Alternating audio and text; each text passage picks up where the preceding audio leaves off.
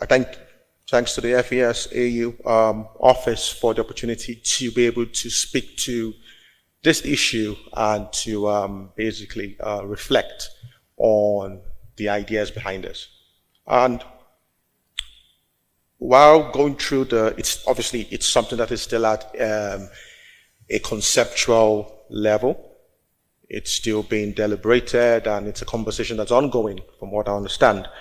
And so, reading through the concept note and looking at the kind of the key rationale for wanting to do this, it kind of brings me back to some of the conversations that even led to this recommendation that Soko was mentioned in her report, which I believe is available online, and I do encourage everyone to make use of these resources, because a number of the things Soko has mentioned came up in the session we had earlier on today, where we had our early career researchers and students looking at debt contracting frameworks in different countries across the African continent.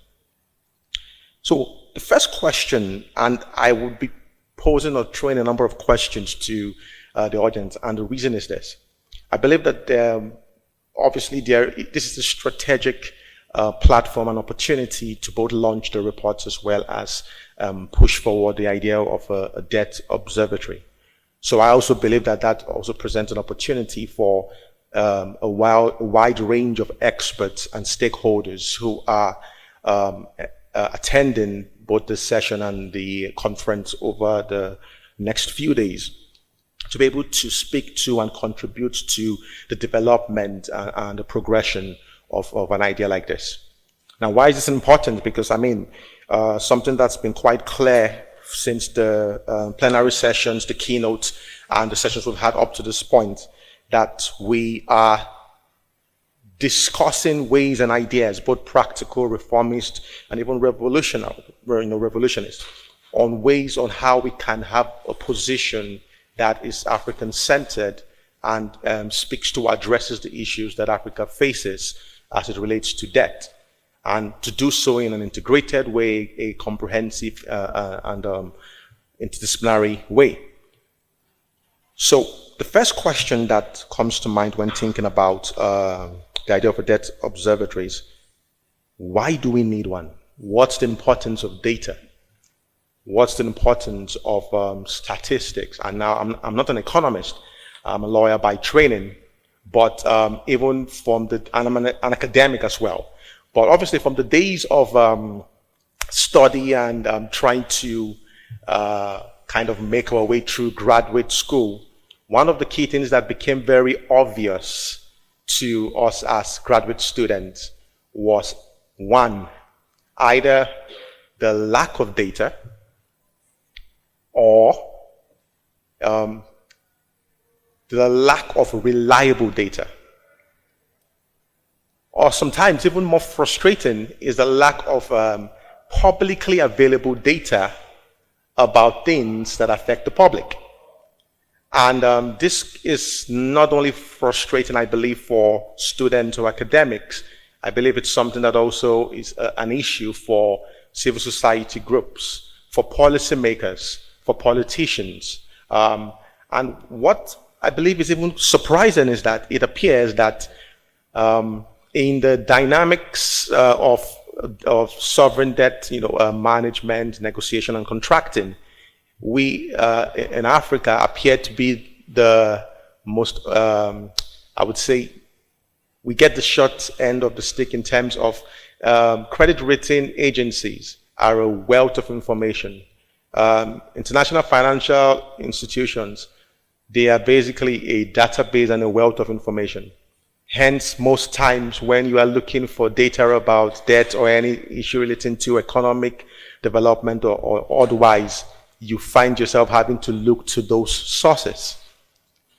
So, and something that kind of came up quite prominently in one of the presentations yesterday was the value of data in the economy of the 21st century and moving forward. I remember the example given about how Facebook It's a marketplace that has different components to it, and most times you might end up being a product. And when we say you're a product, it's the data or your data that is valuable. So data is valuable, and data obviously is valuable when it comes to making informed decisions, whether for policymakers, civil society groups, or anyone who is interested, or even the average citizen, the common, the man on the street, the woman on the street. We need data, reliable data, data that is available and is easily accessible, data that is not hidden behind paywalls. I mean, for instance, there are times I come across some reports which look very good and I want to get access to it, maybe written by some of these major consultancy firms. And then you have to pay a ridiculous amount of money to be able to get access to that. Now, obviously, we know that there are existing, so it's not like there are not existing databases and repositories for data on debt and on associated issues. We have the IMF's international debt statistics. There's also data from the World Bank, there's also World Development Indicators, Global Development Finance. But this is problematic because this is data that is framed, shaped, collated, curated, analyzed, interpreted by people that are non-African. And so it does not always represent or speak to the interest of African countries that would sometimes be drawn into transactions and interactions based on the data that they have absolutely no control on. So with that in mind, the idea for an African Debt Observatory is basically to try and create and curate and pull together statistics and data that will be relevant and useful to a range of stakeholders who are interested in addressing the issues relating to sovereign debt management, and the like, that as that affects African countries. So like I said, my first question, which I am posing to the room, so normally we would request you to come up with your questions, but since this is something that I believe should and can constructively feed into the conversations that are ongoing since it's still at the conceptual stage, the first question I would ask everyone in this room, based on your, perhaps, whether you represent civil society groups, academia, you're a policymaker, or you're a politician. I recall one of the meetings we had, and an honorable parliamentarian from Mozambique was saying something to us which was very instructive. He said, sometimes people think that parliamentarians know everything, but that the truth of the matter is that they rely on audiences and opportunities like this to be able to learn, for the experts to be able to provide them with information they need to make informed decisions. And obviously, making sure that this information is available in a way that is accessible is critical if we are going to have any meaningful development or change or reform, as we have argued over the last 2 days. For instance, yesterday the conversations about an African, debt architecture. Where would data and the data observatory fit into that configuration and conversation? How critical or relevant will this be?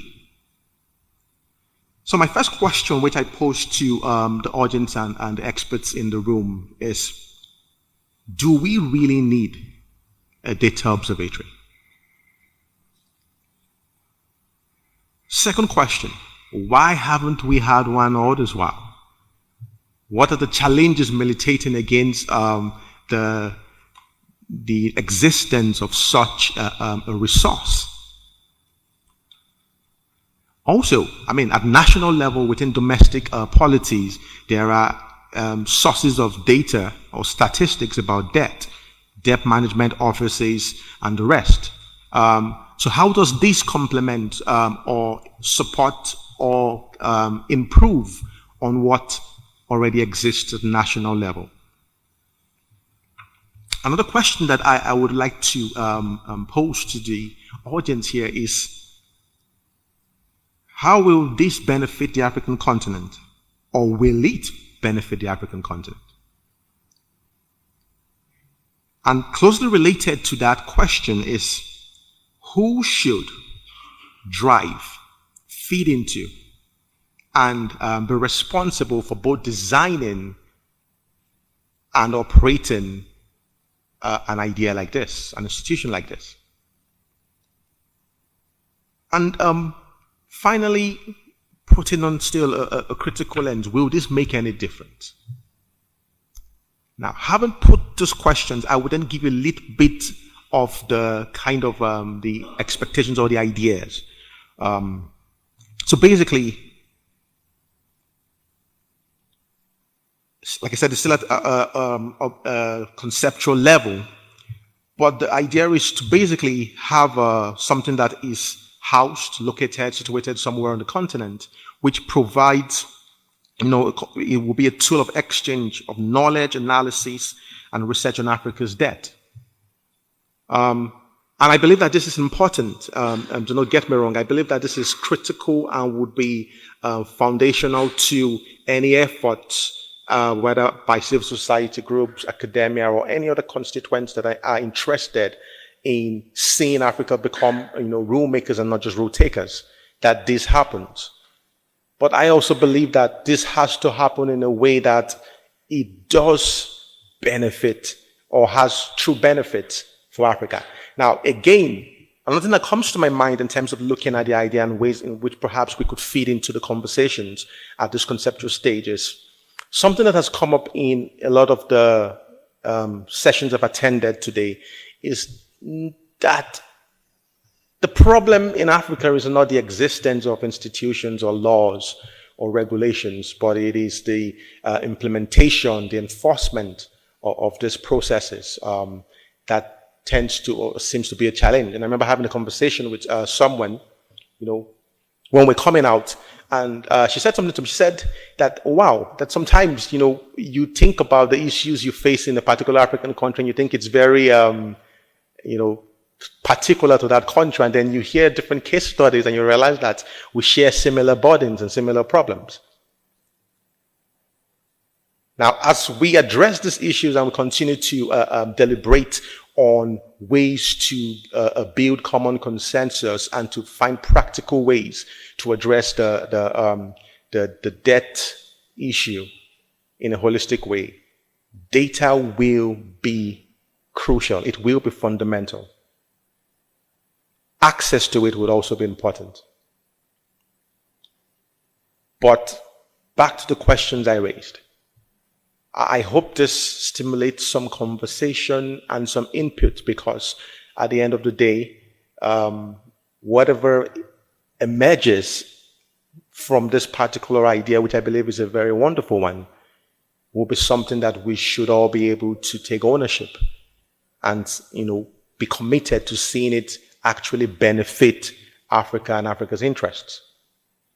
So just back again to those questions, as you think about, obviously, perhaps what you are already going to reflect on. Why do we need a debt observatory? How will this benefit Africans?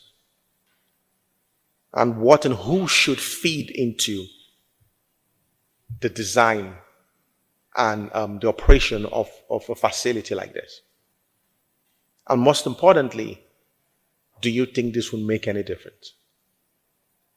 So I welcome your thoughts and your contributions to this, and I hope that it will feed into the developments and the conversations that have already gone into this fantastic idea.